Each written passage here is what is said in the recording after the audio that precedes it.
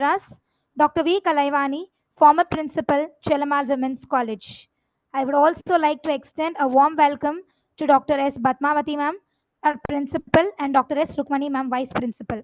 We also welcome Dr. C.K. Deepa, associate professor and head, PG and Research Department of Commerce, Sri Shankarlal Sundarbai Sashan Jain College, and Ms. Preeti Rose, full-time PhD research scholar of University of Madras. Let me introduce our esteemed resource person of the day, Dr. A.G. Vijayanarayanan, sir. Sir, we are so happy to have you in our midst today. Thank Dr. you. A.G. Vijayanarayanan, sir, is an esteemed assistant professor in the PG and Research Department of Commerce at Dwaraka Goverdhan Vaishnav College, Chennai.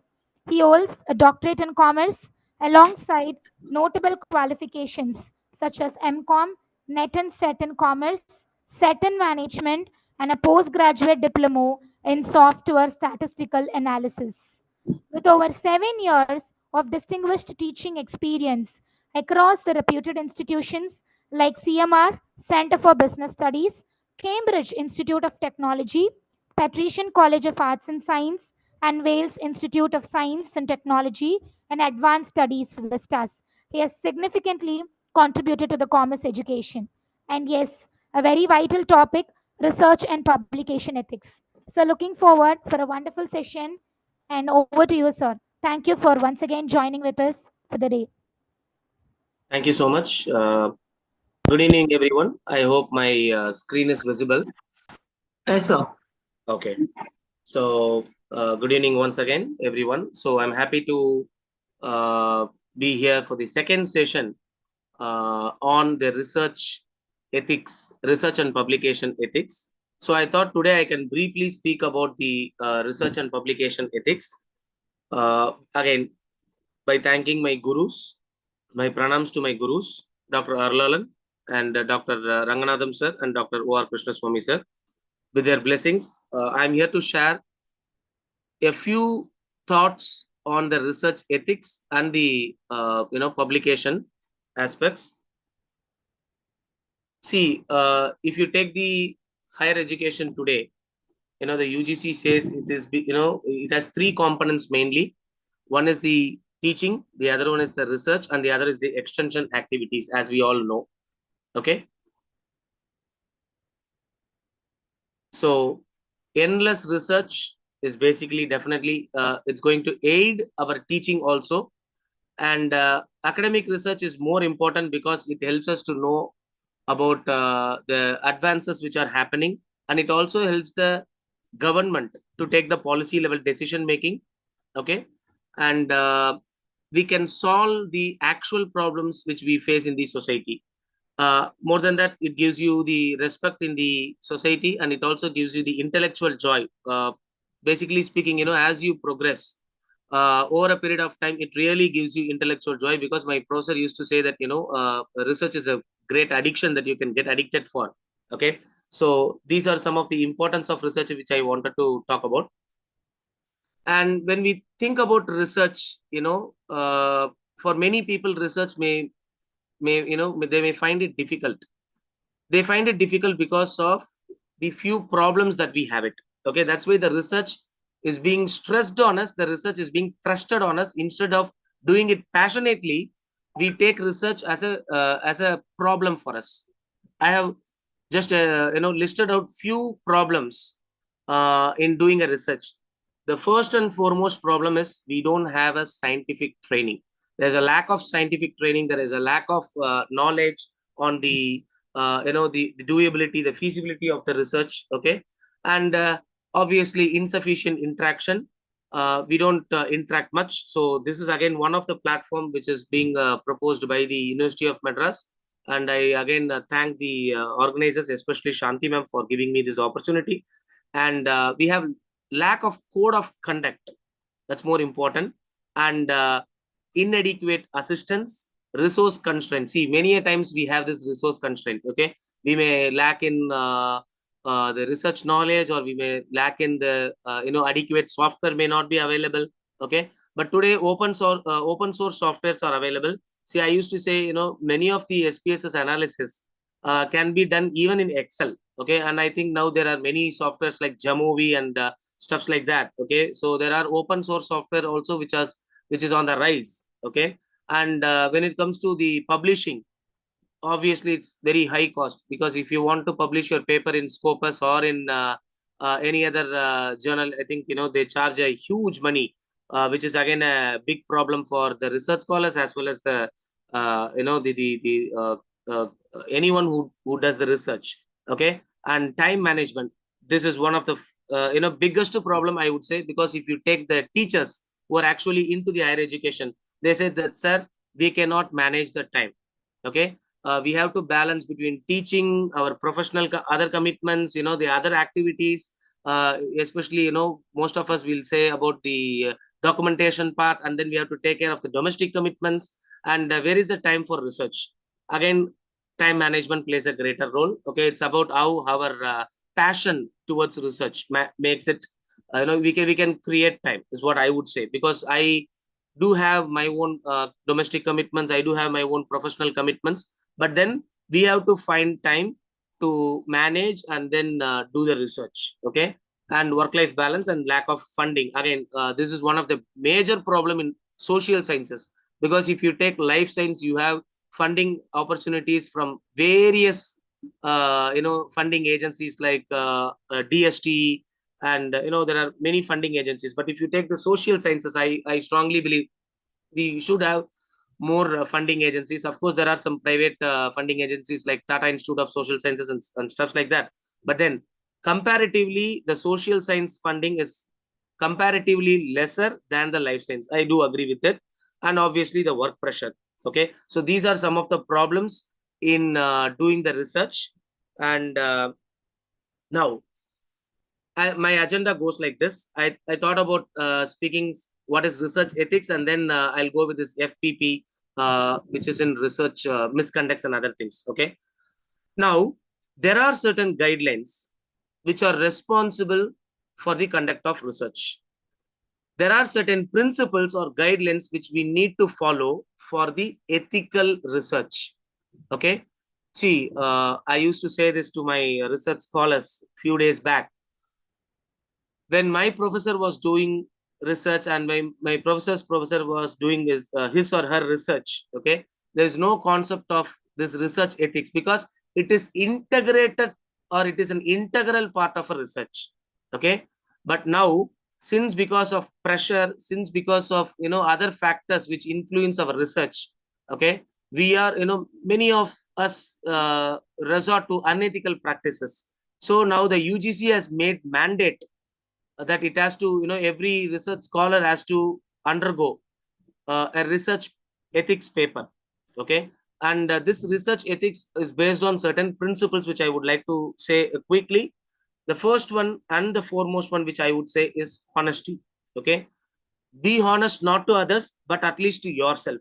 Okay, when you report the data, when you speak about the methods and the procedures and the statistical techniques and the statistical way through which you have collected the data, okay, be honest to yourself. Not, if not for others, at least be honest to yourself, be honest to your consciousness. Okay, and the research should be objective in nature. Your personal thoughts, your personal opinion should not interfere in research. This is one of the, again, major research principle which I would strongly believe. And integrity. When you say something, keep up your promises and strive for it. And be very careful and diligent in whatever the work that you do.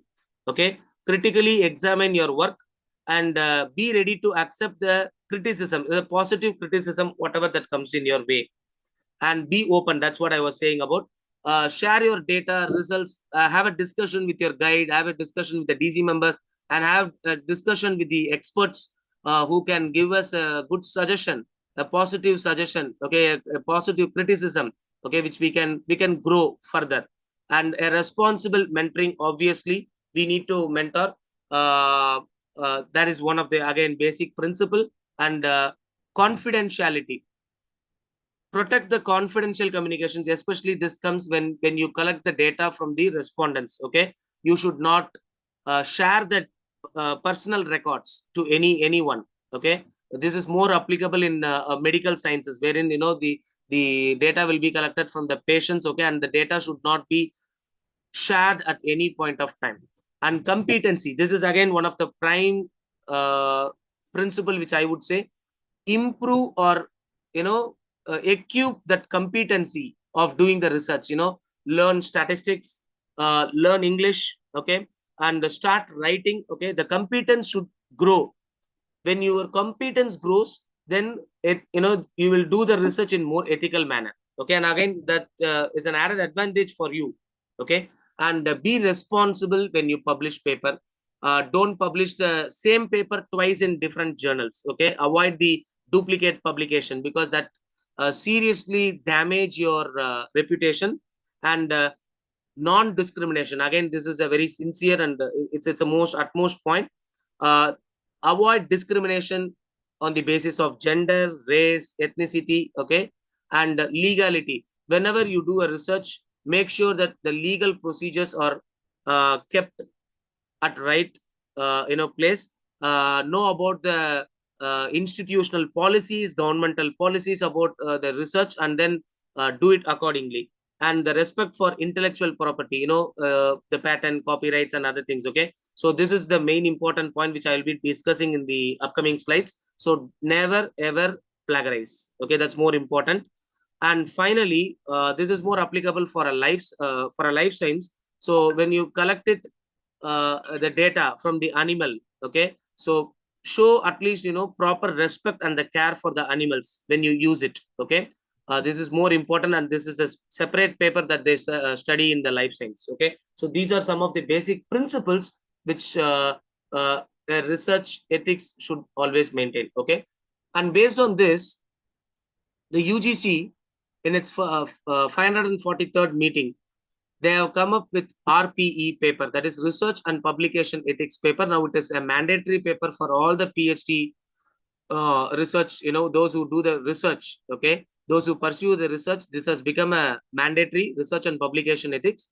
This is a 2-credit course, which is actually for 30 hours. This speaks about two main aspects. One is the publication ethics, the other one is publication misconduct, okay. There are 6 modules in this, and everyone has to mandatorily complete this paper. There is again a research and publication ethics paper in SWAYAM course also. Probably if you are interested, you can do this course in SWAYAM also. Recently, a year back, I also completed this research and publication ethics, okay, that deals with philosophy and ethics, scientific conduct, publication ethics, open access publishing, and publication misconduct, and database and research metrics. It covers almost all the aspects of research. This is a beautiful paper because I really loved it. I came to know many new things which I have not learned when I was doing my PhD, okay. So if you look at the modules, you study about ethics, the moral philosophy, and the moral judgments in philosophy and ethics. And what are the scientific misconducts? That is, they say in short as FFP, that is fabrication, falsification, and plagiarism, okay. And you also study about some of the other misconducts like salami slicing, which I'm going to discuss probably in the next few slides, okay. So how to do the scientific conduct and publication ethics, okay.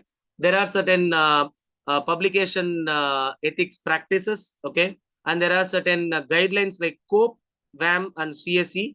We can also study that publication ethics in this module.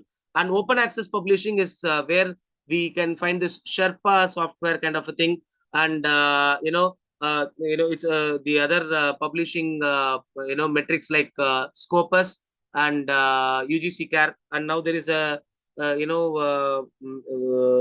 is a thing going like UGC CAR is going to be delisted, is what they are they are asking for a opinion from the all the stakeholders. Now it's on the rise, so we'll update you once we get it. And the publication misconduct, wherein how to avoid plagiarism by plagiarism softwares. We have plenty of plagiarism software today, and how to avoid it, okay. And finally, we speak about the research metrics like SNP, SJR, I10, H10 indexes, and so on, okay. So that's about the research metrics. So I'll just brief about the research metrics and then I'll go for the scientific conduct. Okay.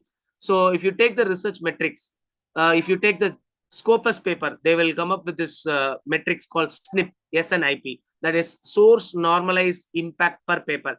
This SNP is conducted based on the journals and not based on the articles which is published by you. Okay, this is for the entire journal it is conducted. Okay, so every journal will come up with some basic discipline. For example, finance may have a journal, there will be a marketing journal, there will be a HR journal, there will be an engineering journal. Okay, so SNP is calculated based on the journal. Okay, and how it is calculated, I have given that formula: journals citation count per paper divided by the potential citation in its subject area. And if the score is greater than 1, then it is more valuable. Okay. The next one is SJR. They call it as Simago Journal Rank. And again, the ideal score is greater than 1.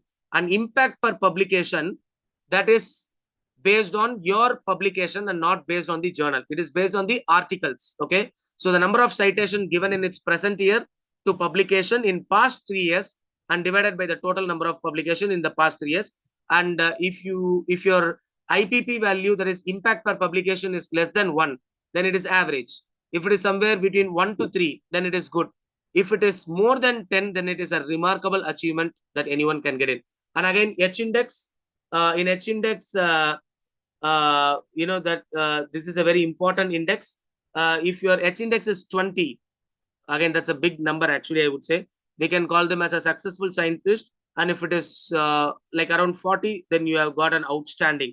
And I-10 index is again, it is calculated per author. Okay, number of articles published by an author that they have received at least 10 citation. If your article is quoted by 10 people or 10 times citation, okay, then that's called I-10 index. Okay, the ideal score of this I-10 will be 2 to 4 is considered to be a good research metrics. Okay, moving further. Yeah, now I am coming to the major aspect of the research misconducts. I spoke about FPP some time ago. FPP means fabrication, falsification, and plagiarism. Okay, fabrication means you fabricate the data, which means you create a data or you make the data in such a way that you want a result, and then you are reporting it. Okay, you tweak it, you want the data in a way you wanted to show it. That's called fabrication. Falsification is you tweak the data or you just change or tweak or omit the data which you do not wanted to share it. Okay, whatever that you wanted to share it, that's one, you change the data according to your expectation. That's called falsification. And the final one is plagiarism, which everyone knows it. That is when you write an article which has other people's ideas or opinions, and if you don't give them the proper credit, the due credit, then that is called as a plagiarism. And there are different types of plagiarism is what we are going to see today. There are literally 10 types of plagiarism. So FFP is basically called as research misconducts. The first one, again, I'll repeat, it's fabrication, falsification, and plagiarism. I hope I'm loud and clear. Can I get some? Yes, sir. Yeah, thank you. Right. In this, the first misconduct which I would like to say is called salami slicing or salami tactics or salami attacks. I'll give you an example. What is this? Okay. This means that you have collected the data. Okay. You can present it in one paper, but instead of doing it, you are publishing is, in a very least publishable units. You are publishing it as 3 to 4 articles, which means you are dividing that entire study into smaller articles. Why? Because you want to show more number of articles. Okay, so that is called salami slicing strategy. Okay, in other words, it means breaking up a single research paper into the least publishable units. They call it as LPU, that is least publishable units, with each paper reporting different findings. This is basically not accepted in ethical research. Okay, the smallest publishable unit, that is what I was referring to. Okay, Why it is not accepted? You can see the reasons here. You cannot break up a study into parts and present them as separate studies because it increases the quantity of your articles. It leads to self-plagiarism. It is an unfair waste of peer reviews time. Okay. And it increases your research metrics in an unwanted way. Okay. So it is hard to detect the salami publication because we may not know. Say, for example, I'll give an example. I want to do a study. Let's take the article. The role of social influences in marketing. Okay, that is the topic. Now I have collected it from male, female. I have collected from North Chennai, South Chennai, Central Chennai. Okay, I have collected it from various age groups. Okay, I have collected it. Now, if I do it for male separately one paper and female separately one paper, and if I do it for North Chennai separately, for South Chennai separately, if I do it for generation Z people and generation Y people, then I may make this into 10 different papers, but I have collected data from one time only. Okay, so now this is salami slicing. See, there is no software that can detect this, but this is an unfair way of doing it. Okay, so salami slicing is not acceptable. Then comes the most important part of today's session, plagiarism. Plagiarism is basically the root word plagare, okay, which is a Latin word, which means that to kidnap or abduct. Okay, there are certain types of plagiarism. Again, this is one of the fantastic material that I would like to share.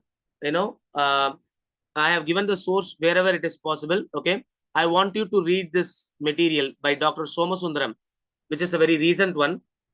It was very nice when I when I prepared this. Okay, I have prepared few material and I have got some other good inputs from this journal. Okay, not from the journal, but from the article. Okay, so what are the different types of plagiarism? Number one, we call it as ghost writing, or we call that as a global plagiarism. Okay, it is also otherwise called as clone plagiarism or identical plagiarism.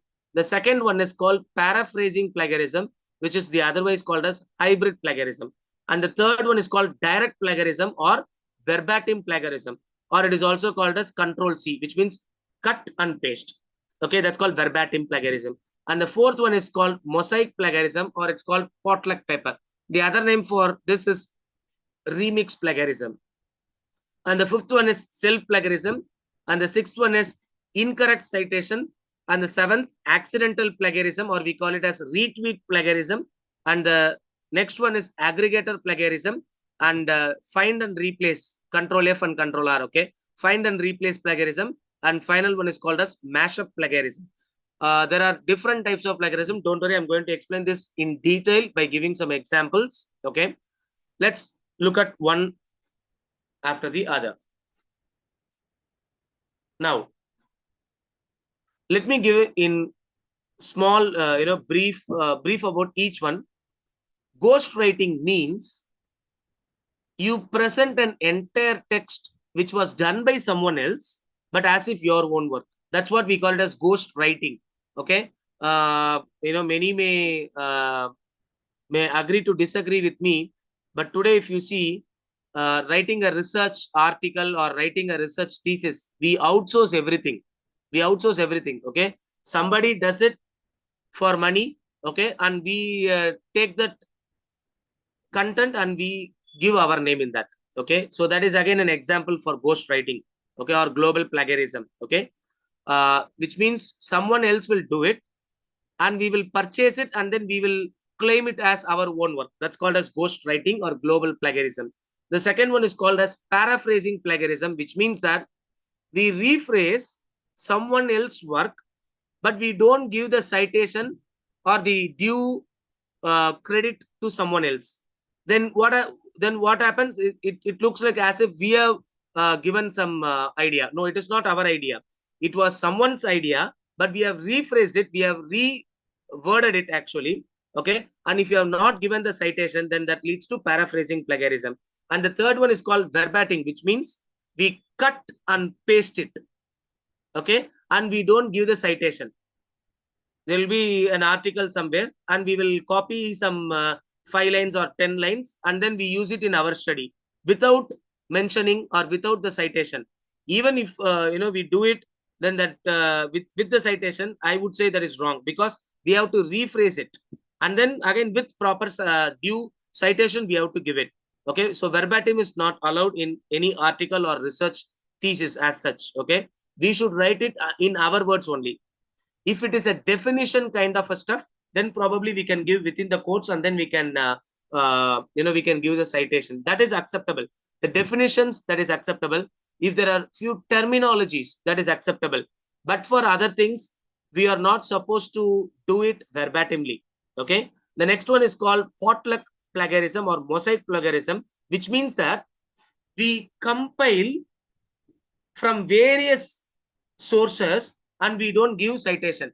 For example, there are 3 authors, there are 3 different ideas. What I do, I take one idea from journal 1, that is author 1, and the second idea from the author 2, and third idea from author 3, and I will combine it, and I don't give the citation. Then what does it look? It looks like as if I have written an I have written a context. Okay, but it is not so, which means I'm just compiling it from various people, but I'm not saying anything new on my own. And when I do it without citation, that leads to mosaic plagiarism, because there is one such kind of plagiarism which is there in the next slide also, upcoming slide also. The next one is self-plagiarism.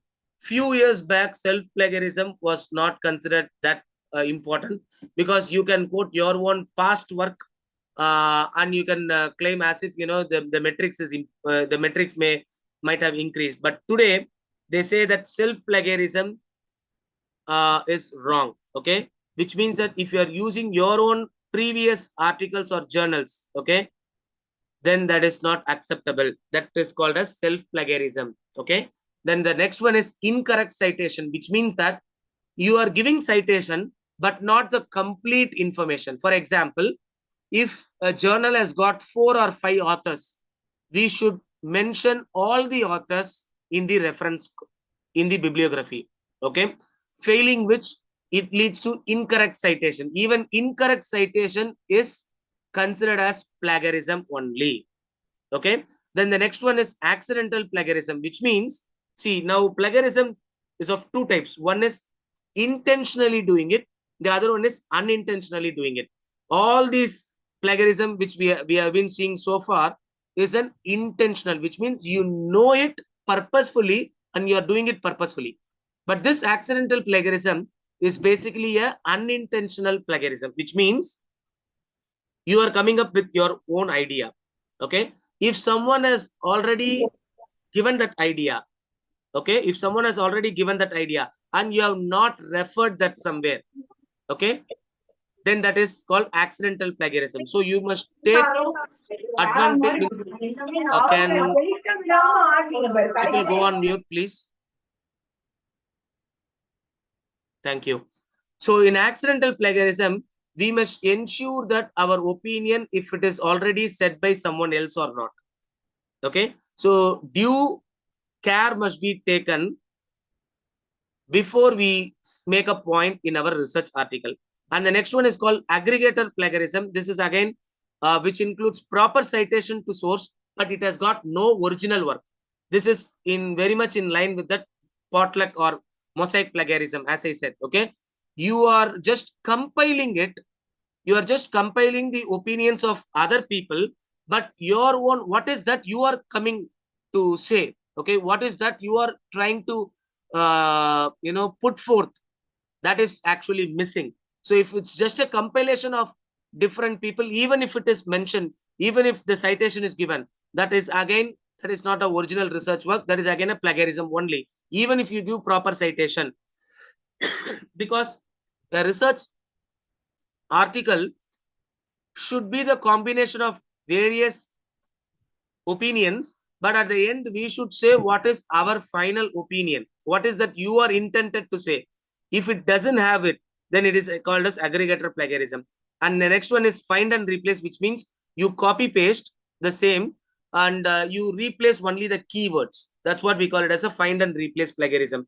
And the next one, the final one, we call it as mashup plagiarism, which means that when the document is copied from more than one source, okay, and if there is citation is not proper, if you don't cite all the sources, then it is called mashup plagiarism. Okay, I'll give you example for each of this in the following slides. You can see the global plagiarism, and I have taken enough efforts to give sources from wherever that I have taken.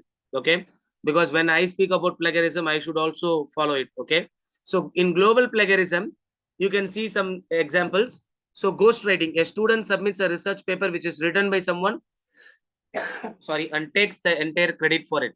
Okay, that is ghostwriting. Now, what is course swiping? We may see a professor copies an entire PPT of other professor without giving the proper attribution or proper credit. That again leads to course swiping. Imagine how difficult are these things. Okay, we can't even think about it. Okay, we go to SlideShare PPT, we copy or we download it and we share it.